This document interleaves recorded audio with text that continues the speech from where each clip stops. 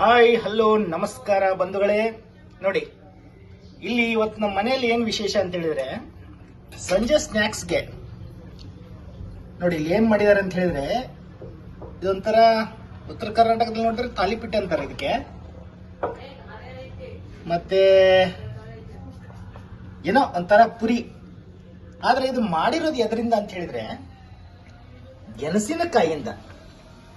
ಬಂಧುಗಳೇ, ಗೆಣಸಿನಕಾಯಿಯಿಂದ ಏನೆಲ್ಲ ಮಾಡಬಹುದು ಅನ್ನೋದಕ್ಕೆ ಒಂದು ಪ್ರಯತ್ನ ನಮ್ಮ ಮನೆಯಲ್ಲಿ ನಡೆದಿದೆ.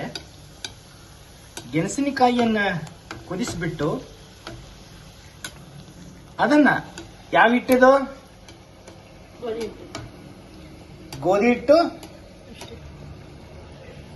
ಗೋಧಿ ಹಿಟ್ಟಲ್ಲಿ ಅದನ್ನ ಮಿಕ್ಸ್ ಮಾಡಿದ್ದಾರೆ, ಬೆಲ್ಲ ಹಾಕಿ, ಆಮೇಲೆ ಸ್ವಲ್ಪ ಖಾರನ ಹಾಕಿದ್ದಾರೆ, ಮತ್ತೆ ಓಂಕಾಳು, ಮತ್ತೆ ಸಾಂಬಾರ್ ಸೊಪ್ಪು, ಜೀರಿಗೆ, ಉಪ್ಪು ಇವೆಲ್ಲ ಹಾಕಿ ಇವತ್ತು ಅದನ್ನ ಈ ತರ ಕರೆದ್ಬಿಟ್ಟು ಸಂಜೆ ಸ್ನ್ಯಾಕ್ಸ್ಗೆ ಮಾಡಿದ್ದಾರೆ.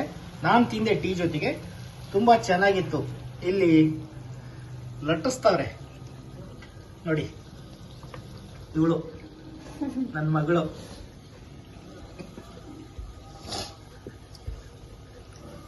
ಗೆಣಸಿನಕಾಯಿಯಿಂದ ಈಗಲೂ ಒಂದು ಪದಾರ್ಥನ ಮಾಡಿ ಸಂಜೆ ಸ್ನ್ಯಾಕ್ಸ್ಗೆ ತಿನ್ಬೋದು. ಗೆಣಸಿನಕಾಯಿ ಅಂದ್ರೆ ಅದು ಆರೋಗ್ಯಕ್ಕೆ ತುಂಬಾ ಒಳ್ಳೆಯದು.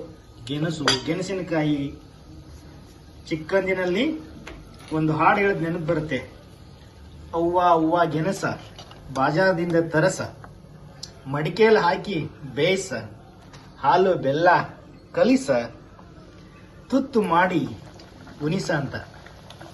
ಸೊ ಅದೆಲ್ಲ ಕಾಲ ಹೋಯ್ತೀಗ, ಮಡಿಕೆನೂ ಇಲ್ಲ, ತುತ್ತು ಮಾಡಿ ಉಣಿಸೋ ಪುರ್ಸತ್ತು ಇಂದಿನ ತಾಯಂದ್ರಿಗೂ ಇಲ್ಲ. ಯಾಕಂದ್ರೆ ಮೊಬೈಲ್ಗಳು ಬಂದಿವೆ. ಬಂಧುಗಳೇ, ನಾವಂತೂ ನಮ್ಮ ಅಮ್ಮನ ಕೈಯಿಂದ ತಿಂದಿದ್ದು ನೆನಪಿದೆ ನೋಡಿ. ಈ ತರ ಗೆಣಸಿನಕಾಯಿಯಿಂದ ಸಂಜೆಗೆ ಒಂದು ಒಳ್ಳೆಯ ಸ್ನ್ಯಾಕ್ಸ್ ರೆಡಿಯಾಗಿದೆ ನಮ್ಮ ಮನೆಯಲ್ಲಿ. ನೀವು ಇದನ್ನ ನಿಮ್ಮ ಮನೆಗಳಲ್ಲಿ ಟ್ರೈ ಖಂಡಿತ ಮಾಡಿ. ಈಗ ಗೆಣಸಿನಕಾಯಿ ಮಾರುಕಟ್ಟೆಯಲ್ಲಿ ಯಥೇಚ್ಛವಾಗಿ ಬರ್ತಾ ಇದೆ.